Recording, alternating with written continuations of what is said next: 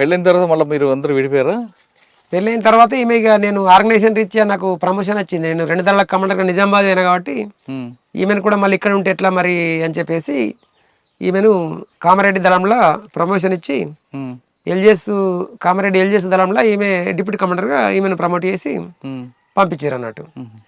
రామారెడ్డి మండలంలో ఒక ఆయన ఉండేవారమ్మా, మాజీ నక్సలైట్, అప్పుడు అనాలా? ఆయన పేరు చెప్పండి ఒకసారి. ఆయన పేరు కూడా రామారెడ్డి అనుకుంటా. మాచారెడ్డి మండలం కావచ్చు, రామారెడ్డి మండలం కాదు. రామారెడ్డి పెద్ద మేజర్ విలేజ్ అది. అక్కడ పోలీస్ అవుట్ పోస్ట్ అయితే వేల్చింది గుర్తున్నది. ఇంకా చాలా జరిగాయి కదా మీరు, కామారెడ్డి, గంభీరాపేట, సిరిసిల్ల రోడ్లు జరిగింది. ఇక్కడ పాకాల దగ్గర కూడా ఇప్పుడు మనకు ఒకసారి మధ్యమాల ఎన్కౌంటర్ లో కూడా మేము ఉన్నాం. మధ్యమాల ఎన్కౌంటర్ వాస్తవంగా అప్పుడు ప్రసాద్ అన్న ఉన్నాడు, చంద్రరాజమౌళి అలియాస్ ప్రసాద్ అన్న. తర్వాత చిట్టిరాజు పాపయ్య అని చెప్పేసి రాజమౌళి అక్కడ ధర్మవరంలో చనిపోయారు కదా, అక్కడ చనిపోయింది. ఇక్కడ ఈ ఎన్కౌంటర్లు ఉండే, అప్పుడు మధ్యమాల ఎన్కౌంటర్ లో ఉండే పసులేటి రామరెడ్డి, తర్వాత చంద్ర రాజమౌళి ఉండే, తర్వాత చిట్టిరాజు పాపయ్య అని చెప్పేసి ఏది టేకుమట్ల వరంగల్ జిల్లా సోమన్న పేరుతో పనిచేసిండు. ఆయన కూడా స్టేట్ కమిటీ సభ్యుడు. రాజమౌళి ఇక్కడ తప్పించుకున్నారు, అక్కడ చనిపోయారు కదా. అక్కడ ఆరోగ్యం బాగాలేక బయటకు పోతే ట్రైన్ లో వెళ్తుంటే స్టేషన్ లో చంపారు. అదే ఆ వరకు పద్మక్క కూడా చనిపోయింది. పద్మక్క చనిపోయిన తర్వాత పద్మక్క భర్తనే కదా చంద్రరాజమౌళి, పద్మక్క వాళ్ళ భర్త. ఈ ఎన్కౌంటర్లో కూడా మేము ఉన్నాం, ఏది మధ్యమాల ఎన్కౌంటర్లో. అది మనకు అప్పుడు మాకున్న సమాచారం ఏంటంటే, ఇప్పుడు మధ్యమల్ల కింద ఒకటి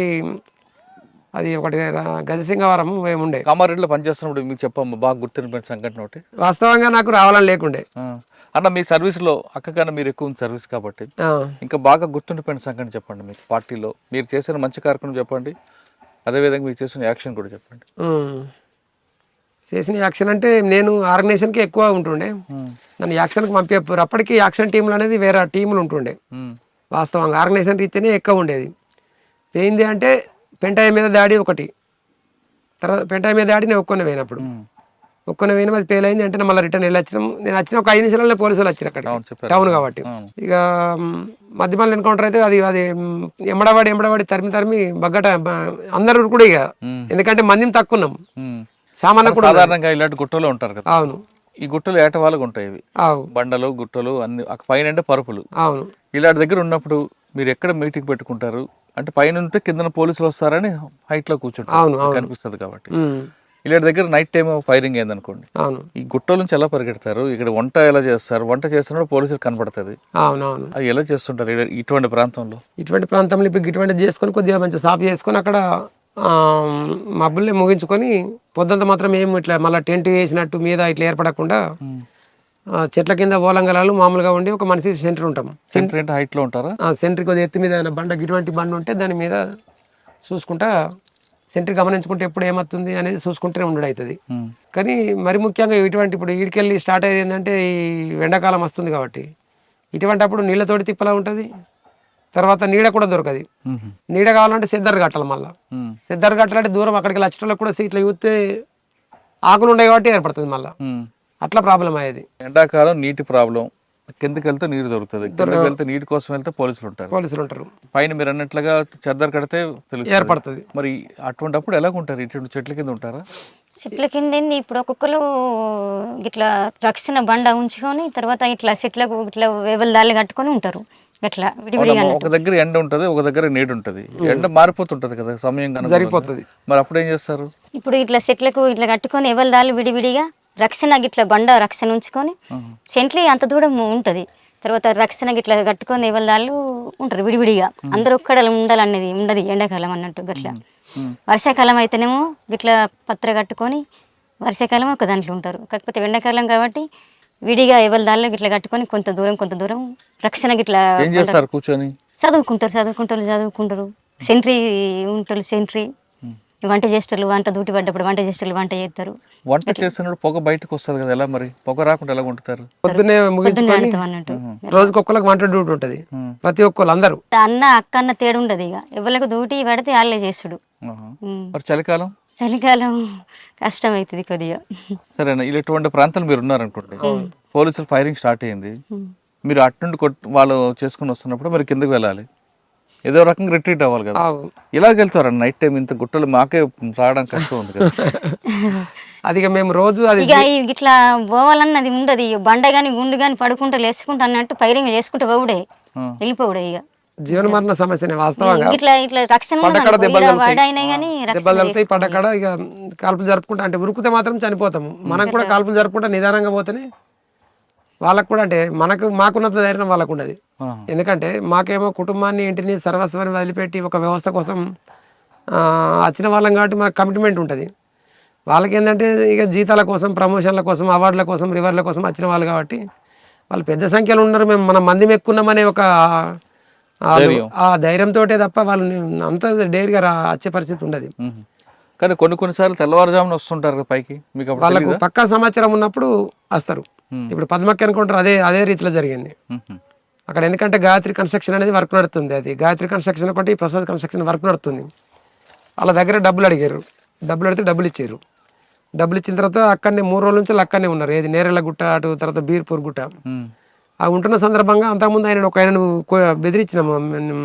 మేదారి రవి అని చెప్పేసి నేరేళ్ల విలేజ్ ఆయన బెదిరించినాము. ఆ బెదిరించిన అయినా వీళ్ళు ఉన్న దళము ఆయన కట్టెలకు వచ్చిండట. ఆయన ఈ సెంట్రీ కూడా నిద్ర లేక ఈయన కూరుకుంటా ఇట్లా నిద్ర ఉండదు కాబట్టి కూరుకుంటా సెంట్రీ ఉన్నాడు. గమనించి ఆయన వెళ్ళిపోయాడు. అంతకుముందే పద్మక దళం ఇక్కడ ఉంది అని చెప్పేసి ఇమ్రాన్ అని చెప్పేసి ఒక ఆయన ఆంధ్రప్రభన లేకపోతే ఆంధ్రజ్యోతో ఆయన ఇంతకుముందు నిజామాబాద్ జిల్లాలో పద్మక్క జిల్లా కార్యదర్శి ఉన్నప్పుడు ఒకసారి ఇంటర్వ్యూకి పిలిచినాం ఆయన. ఆ ఇమ్రాన్ అనేటైనా ఇప్పుడు హబీబ్ ఖాన్కు వాళ్ళు చుట్టయి కాదు, తుర్కు వాళ్ళ ఉంటుంది కదా. అట్లా ఈయనకు హబీబ్ ఖాన్ సిఐ ఉన్న టైంలో ఆయనకు ఇన్ఫర్మేషన్ ఇచ్చిండు, ఇట్లా పద్మక్క దళం ఉన్నది అని చెప్పేసి. ఈయనను పిలిచింది అని చెప్పేసి పిలిచి మాట్లాడుకుని పంపించింది అటు ఇమ్రాన్ అనేటైనను. అదొక రిపోర్ట్ ఉంది. ఇక్కడ దళం కూడా ఎక్కడుంది అనేది కూడా ఆ పద్ధతిలో ఈయన ఏది మేదార్ రవి అనేటైనా చూసి చెప్పిండు అని చెప్పేసి అంతా ధైర్యంగా వచ్చి నిద్ర ఉన్న వాళ్ళని కాల్పులు జరిపి కొట్టేసిరని సమాచారం. అప్పుడు అక్క వాళ్ళకి తప్పించుకున్న అక్క లక్ష్మక్క, ఆవిడ ఎక్కడున్నారు ఇప్పుడు? అప్పుడు నేను నిజామాబాద్ జిల్లాలో. లక్ష్మక్క ఎక్కడ ఉన్నారు? ఆ ఎన్కౌంటర్లు ఉన్నది అక్క. ఇప్పుడు మనం మాట్లాడాలి అక్క ఎన్కౌంటర్లు ఉంది, పద్మక్క ఎన్కౌంటర్ ఉన్నది ఆమె. అన్న ఇప్పుడు ఈ గుట్టలు ఉన్నాయి. అవును, రాత్రి పడుకుంటారు. అవును, ఎండాకాలం కాబట్టి పర్వాలేదు జరుపుకుని పడుకుంటారు. వర్షాకాలం పాములు వస్తాయి, అన్ని తిరుగుతుంటాయి పురుగులు, వాటి నుంచి ఎలాగ మీరు? వర్షాకాలం ఏంటంటే మేము బాగా వర్షం కొట్టిందంటే టెంట్ వేసుకుంటారు అన్నట్టు. టెంట్ వేసుకుంటే టెంట్లో వండుకుంటారు. ఇదంతా సాఫ్ చేసి టెంట్ ఎత్తారు. టెంట్ ఎత్తి టెంట్లో పాములు వస్తాయి కదమ్మా. పాములు ఏం రావు.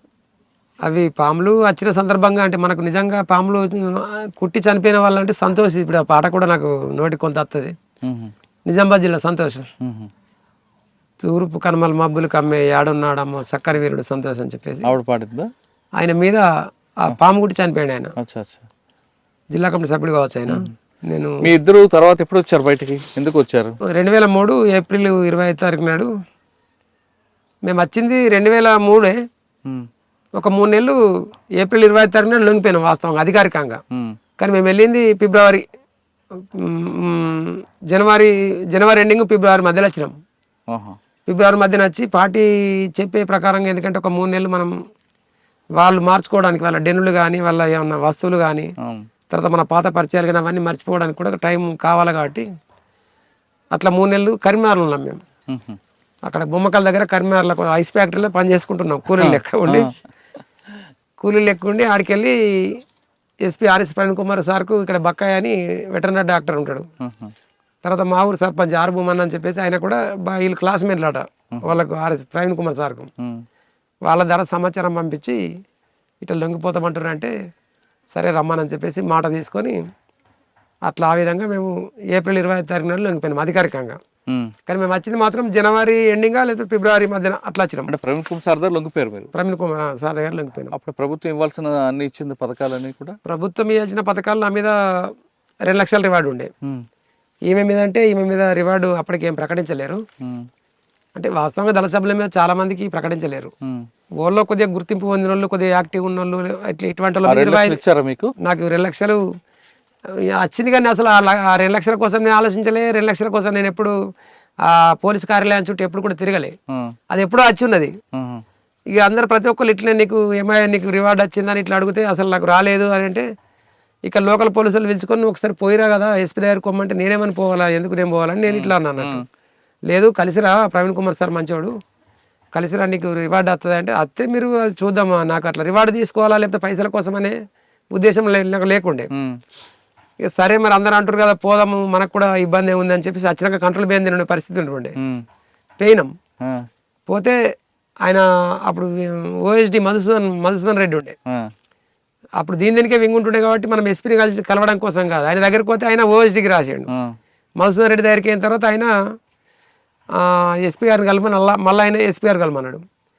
ఇక ఎస్పీ గారి దగ్గరికి పోయిన తర్వాత ఆయన సరే నేను చెక్ చేస్తాను అని చెప్పేసి మంది అందరూ లైన్ పట్టారు. అక్కడ ఏది సమస్యలు ఉన్న వాళ్ళందరూ ఎస్పీ గారిని కలవడం కోసం లైన్ పట్టారు.